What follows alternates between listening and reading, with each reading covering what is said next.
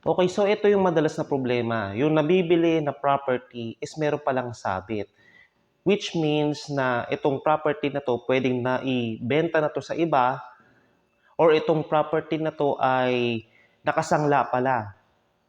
Meron ding instances na yung property wala palang titulo o kaya yung titulo niya nawawala. Meron din na pagka nabili mo yung property, hindi mo maparehistro sa pangalan mo dahil yung mga registered owners, yung iba doon patay na, hindi na makapirma. And ang pinaka-usual dyan is yung property na nabili mo, merong ibang nakatira. Okay, so sa dami ng problema sa property, magfo-focus lang tayo for today's topic doon sa double sale.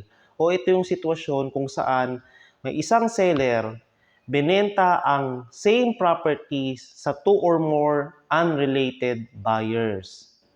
So dito sa topic natin na to, sino ba yung mas may karapatan at paano niya mababawi yung pera niya na naibaya doon sa seller? For the other issues pagdating sa property, you may just check my other videos. Yung mga videos ko na yun, old videos ko na, but I will try to update these videos. Ang relevant provision dito sa ating topic is Article 1544 of the New Civil Code. So ito yung Article 1544 and we can just explain it like this. Ang ownership ng lupa ay mapupunta una dun sa taong nakabili nito in good faith and first recorded in the Registry of Property or Register of Deeds. If no registration yet, the ownership shall pertain to the person who in good faith was first in possession. Lastly, in default thereof, yung ownership shall pertain to the person who presents the oldest title. Ibig sabihin, yung ebidensya ng pagkakabenta sa kanya, dapat meron siyang oldest document. Ibig sabihin, meron siyang ebidensya na naibenta muna sa kanya. Siya yung unang pinagbentahan at siya ay in good faith. So, itakil natin, ano ba ang ibig sabihin ng good faith requirement? Ang ibig lang naman sabihin niyan, dapat itong si buyer, wala siyang knowledge sa any defect doon sa ownership ni seller. And itong si buyer, pagka bumibili ng property, dapat chine-check niya muna or nag-ocular inspection siya doon sa property para makita niya na walang ibang nakaposisyon, walang ibang claimant. Without making such inquiry, the buyer cannot claim that he is a buyer in good faith. Ang ibang term dyan is innocent purchaser for value. Okay, there are a lot of practical tips in buying a property. For example, kailangan mong i-verify yung title ng seller.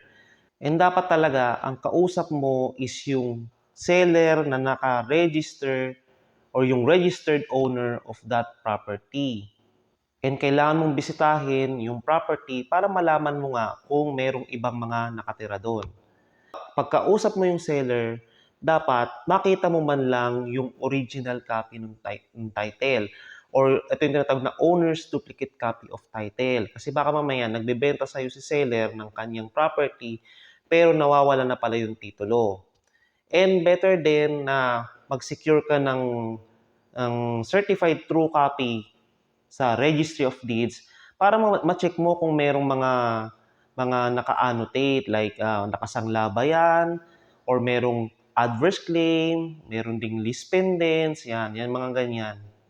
Etong mga tips ko na to are based on my experience as a buyer of a property and hindi lang based sa experience ko as a lawyer.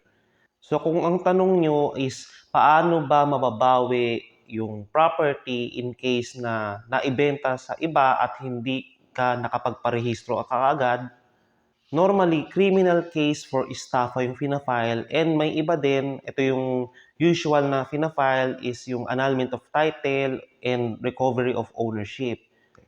So, kailan ba hindi nag-a-apply yung Article 1544, yung batas sa double sale?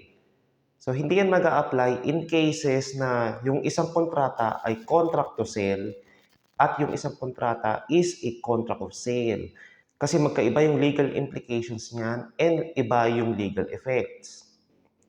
Sa contract of sale kasi, si seller obligates himself to transfer the ownership papunta kay buyer.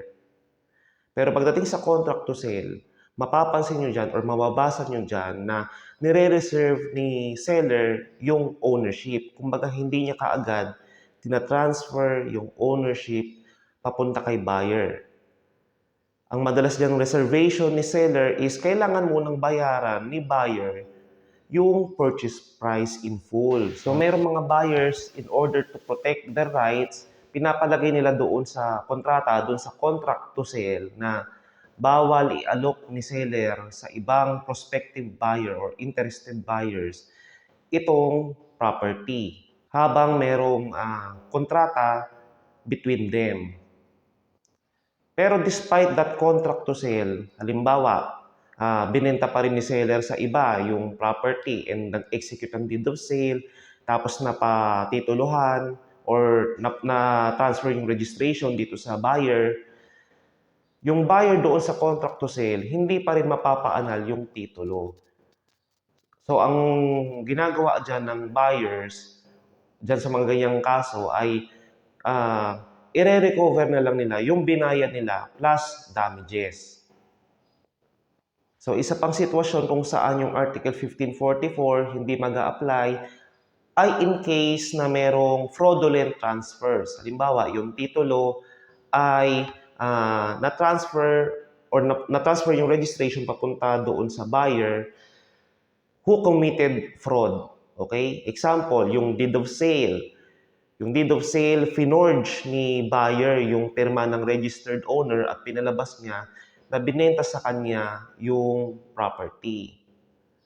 So, ang madalas dyan na kaso is annulment of title, annulment of the deed of sale, reconveyance, and pagka-criminal case naman, syempre yung falsification, kasi nga, finorge ni buyer or kung sino man yung nag-forge niyan, sinasampahan sila ng kasong kriminal which is falsification of public document.